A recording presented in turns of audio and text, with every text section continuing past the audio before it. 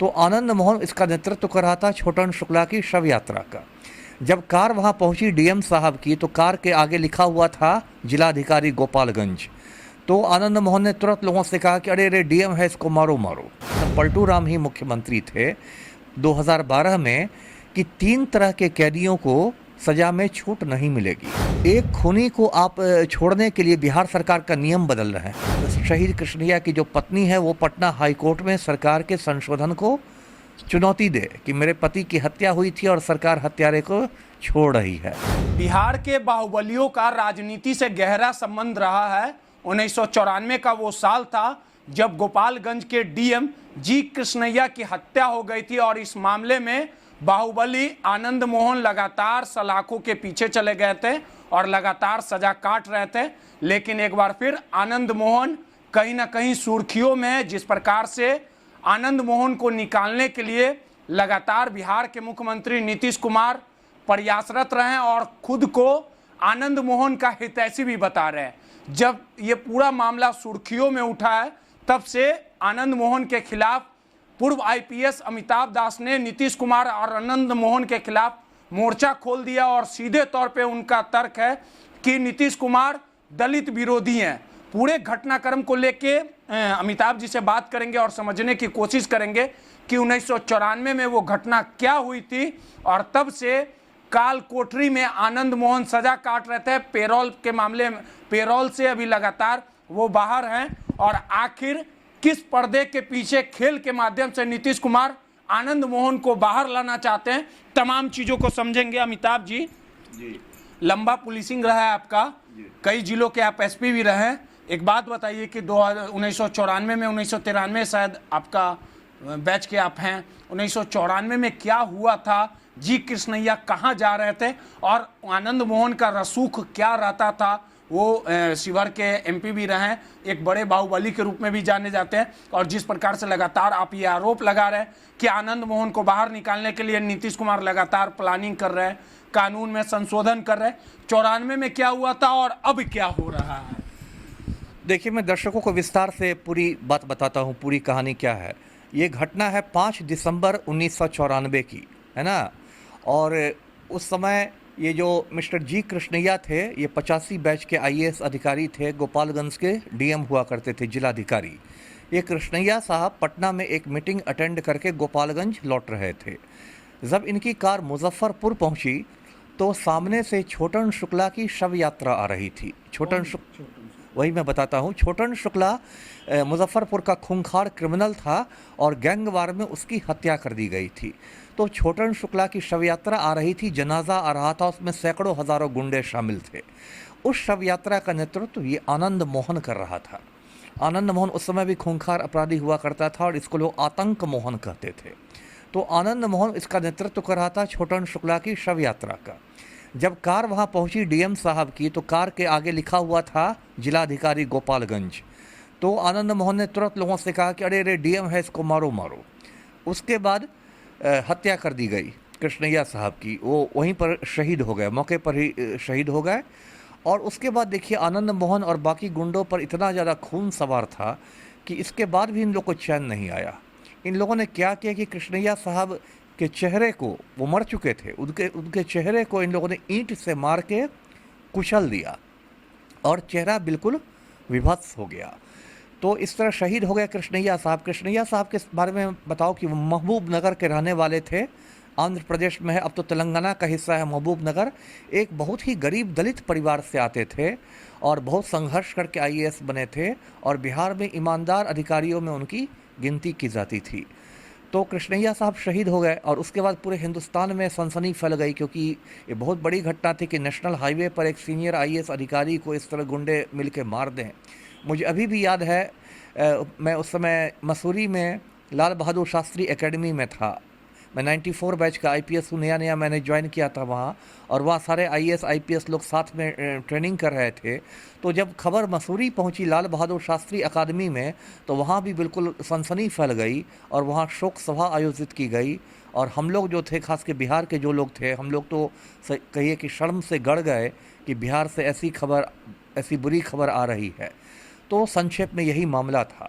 इसके बाद क्या हुआ कि आनंद मोहन को लोअर कोर्ट ने मौत की सज़ा सुनाई, फांसी पर लटकाने की सज़ा सुनाई, लेकिन सुप्रीम कोर्ट ने उस सज़ा को उम्र कैद में यानी 20 बरस की कैद में तब्दील कर दिया। तो 2008 से आनंद मोहन बंद है सहरसा जेल में। सहरसा ही उसका गृह जिला भी है। अब देखिए क्या यहाँ खेल हो रहा है बिहार में। तो नियम ऐसे हैं कि यदि कोई उम्र कैद किसी को मिलती है तो वो 20 बरस जेल में रहता है, लेकिन यदि उसका आचरण अच्छा रहता है जेल के भीतर तो उसको 14 साल में रिहा कर दिया जाता है। 6 साल की छूट मिल जाती है, जिसको सरकारी हिंदी में परिहार कहते हैं। अब बिहार सरकार ने ही ये कानून बनाया था जब पलटू राम ही मुख्यमंत्री थे 2012 में कि 3 तरह के कैदियों को सज़ा में छूट नहीं मिलेगी।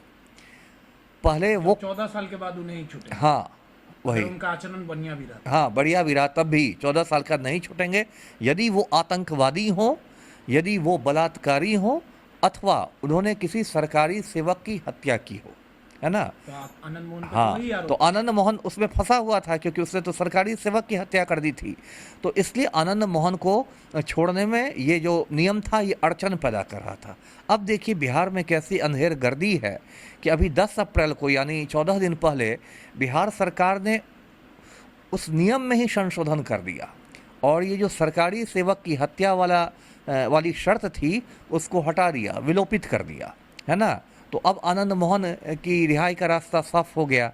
अभी वो पेरोल पर घूम रहा है बाहर, बेटा की शादी ठीक कर रहा है। तो अब इस नियम के बाद तो वो बिल्कुल रिहा ही हो जाएगा। मतलब एक कानून बना दिया। हाँ, 10 अप्रैल को बाकायदा बिहार सरकार के वो मतलब अधिसूचना जारी हो गई है, गजट में आ गया है वो। अब देखिए ये कितना ये गलत हुआ है कि एक खूनी को आप छोड़ने के लिए बिहार सरकार का नियम बदल रहे हैं और ये हमारे पलटू राम कर रहे हैं जो सुशासन का ढोल बजाते हैं, अंतरात्मा की बात करते हैं। वो एक खूनी को छोड़ने के लिए बिहार सरकार के नियम बदल रहे हैं और इसलिए बदल रहे हैं क्योंकि पलटू राम को राजपूत वोट बैंक में सेंधमारी करनी है।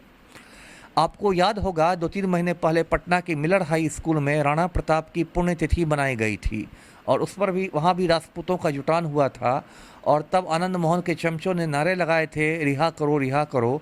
पलटू राम ने मंच से कहा था, वो भी वीडियो भी वायरल हो रहा है, पलटू राम ने मंच से कहा था कि आप लोग कुछ जानते हैं, हम लोग उसमें लगे हुए हैं, आप उनकी पत्नी से पूछ लीजिए। तो ये संशोधन की तैयारी कई महीनों से चल रही थी।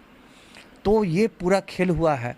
अब देखिए बिहार में तो खौफ के ऐसे हालात हैं कि कायदे से आईएएस एसोसिएशन को इसका विरोध करना चाहिए था क्योंकि कृष्णैया साहब आईएएस अधिकारी थे, उनकी हत्या हुई थी। तो बिहार में जो आईएएस अधिकारियों का संघ है, एसोसिएशन है, उसको विरोध में आवाज़ उठानी चाहिए थी। लेकिन यहाँ के आईएएस अधिकारी तो नपुंसक हो गए हैं। मुख्यमंत्री का इतना खौफ है कि सब मुँह में दही जमा के बैठे हुए हैं, तो सब चुप रह गए। मैंने इसके खिलाफ राज्यपाल को पत्र लिखा, गवर्नर को मैंने चिट्ठी लिखी। मैंने कहा कि इस संशोधन की वजह से सरकारी सेवकों का मनोबल टूट रहा है और दूसरी बात यह कि अगर आनंद मोहन समय से पहले रिहा होता है तो ये कृष्णैया साहब की शहादत का अपमान होगा।